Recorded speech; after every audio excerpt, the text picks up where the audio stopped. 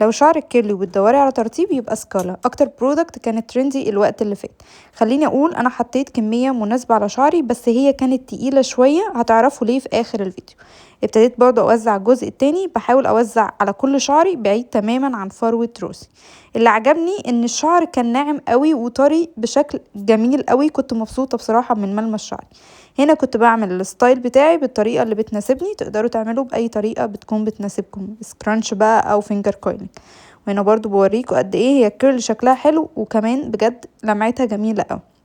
عملت الجزئين ويلا بينا على الريزلت. اول حاجة ان الكيرلز كانت طرية قوي، فيها لمعة حلوة، بس للأسف ما كانش فيه فوليوم، الفوليوم كان هابط جدا. ده كان اول يوم. تاني يوم حسيت ان الفوليوم زاد، لكن في اجزاء في شعري ما كانتش احسن حاجة، حسيتها باظت شوية. وهنا زي ما بوريكوا قد ايه شكل حلو. تالت يوم بقى الكيرلز كانت ديفايند قوي، حاسه الفوليوم زاد جدا، ومع ان المطره مطرت عليا بس كان شعري بجد كان محتفظ بترطيبه ومحتفظ بالديفايند بتاعه، بجد منتج هايل.